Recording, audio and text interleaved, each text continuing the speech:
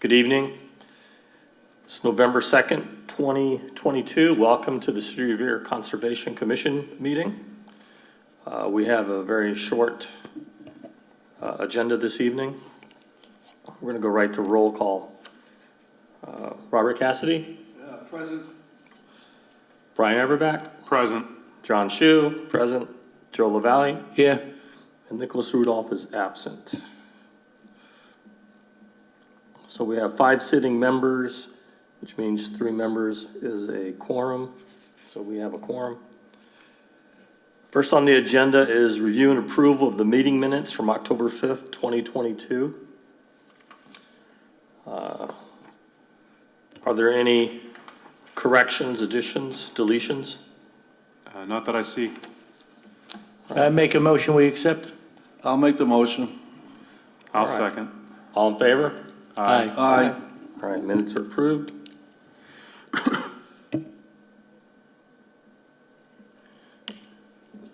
right, next up is a certificate of compliance request for 630 Revere Beach Boulevard, Marcia Lucenta, DEP file number 061-0777. This project was a grading project in the backyard. I was out there in August and they had completed everything. I met with the owners, their environmental consultant, and their lawyer. Joe, you told me that you had just recently been out there also? Yes, I took the liberty of walking the site. Okay. So they have completed everything. We have a statement of verification for that. So I would entertain a motion that we approve their certificate of compliance. I'll make a motion. I have a second. Second. All in favor? Aye. Aye. Aye. All right. So it's approved unanimously. And then we're also going to deal with, if you recall, in the process of them doing the work in their backyard, they bulldozed a bunch of dirt over into a wetlands drainage area behind their property in the right-of-way. And we issued them an enforcement order on June 3rd.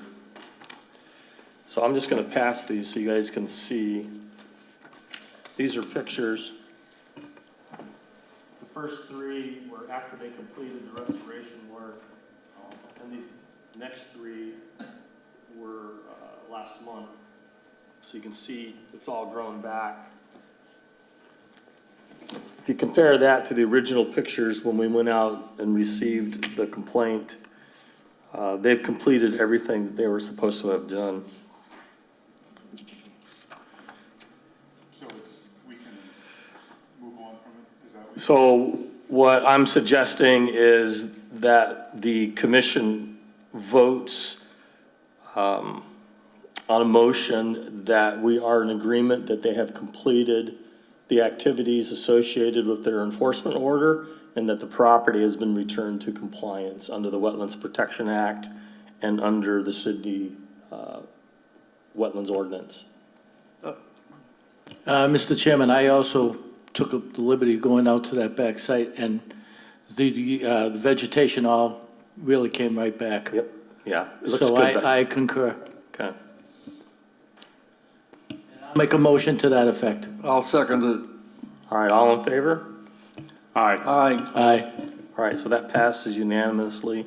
So I will send them a letter reflecting that we unanimously voted that they fulfilled the requirements and the property's in compliance again. All right, next on the agenda is enforcement action updates. 10 Marshview Terrace. This is where they brought in a bunch of rubble. We issued an enforcement order last year. So I went in and did just a follow-up visit to see their progress. So this is just a progress report tonight. He's made great progress in cleaning it all up. Wetlands vegetation has returned. He is going to have to replant some of the wetlands vegetation that he had planted earlier that has died off. And then he's gonna continue working on the rest of his yard, removing some of the big rubble. So I told him we would schedule another visit in April after the spring growth comes back and take a look for more progress. This enforcement order is for almost 2 years, two full growing seasons, so progress on that. And then lastly, while I was gone, we had a couple of complaints that we will need to follow up on later on this month on Arcadia, where people have paved their driveways. Yeah, I just read that, yeah. So we'll need to go out and kind of do an inventory on Arcadia, see who all's involved, and issue them letters, having them come in and see what we can do to rectify that situation. Can I ask a follow-up? Yep. So I remember previously, one of the things you spoke about was you spoke about our ability of finding people and that it's currently very limited. Where are we in that about being able to do that? And what is it currently if somebody, let's say these people say no, they're not going to do anything, what is the commission's ability at that point? So you have the city ordinance, which is a little bit more proscriptive than the Wetlands Protection Act if you're in the floodplain. It's any activity in the floodplain under the city ordinance, they're supposed to come before the Conservation Commission. Under city ordinance, it's up to $300 a day. Okay. I did have a meeting with one of the new aides for the mayor, and after our meeting where we discussed figuring this all out, and we're working on what that whole process is to be able to do that. So that's the $300 a day. Under the state's Wetlands Protection Act, it can be a fine up to $25,000 a day. So there's a lot of hurdles to go through before you ever get to that point. And so this is when you find out evidence, notation, taking your pictures, all of the geodata associated with the pictures, documentation. You have to go through the city solicitor, city council to pursue this. And then eventually, the way I understand the process, it would get turned over to the state would pursue that, possibly along with the DEP. The $300 one, the city, we would again have to work with the city solicitor to pursue that. But if they've paved, technically they're supposed to come before the Conservation Commission to discuss those plans. Mr. Chairman, Yep. a point of information, is this previously unpaved area? We'll have to determine that. So it's going to be some legwork involved. But it's now kind of a situation where one neighbor's done it and now the other neighbors have seen it and everyone else wants to do it.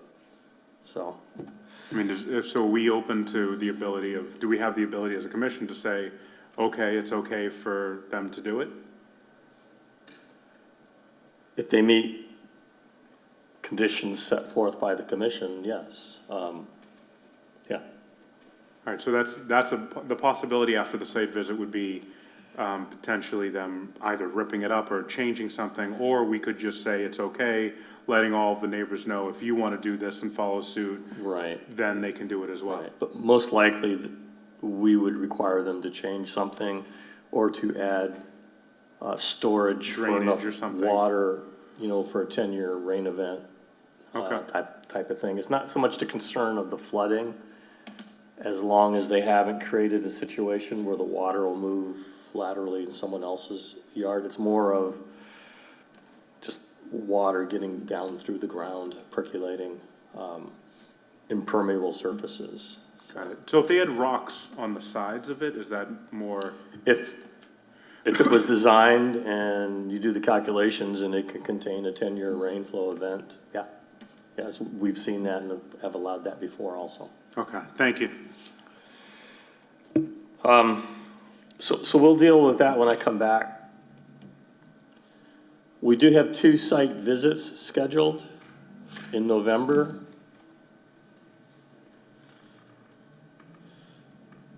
And I'll send the addresses and the times out. It'll be November 19th, Saturday morning, 9 o'clock. There's one on, I think, North Shore, and then from there, we'll go over to Beverly. That's what's been scheduled so far. And I'll have Linda send you the information.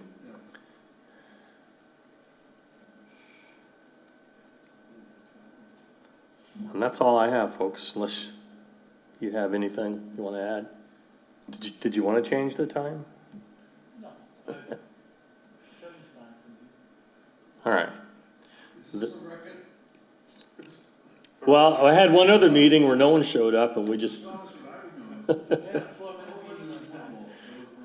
Yeah. So with no further business, entertain a motion to adjourn. I'll motion that. I'll second it. All right, we are adjourned. Now I gotta pick, I just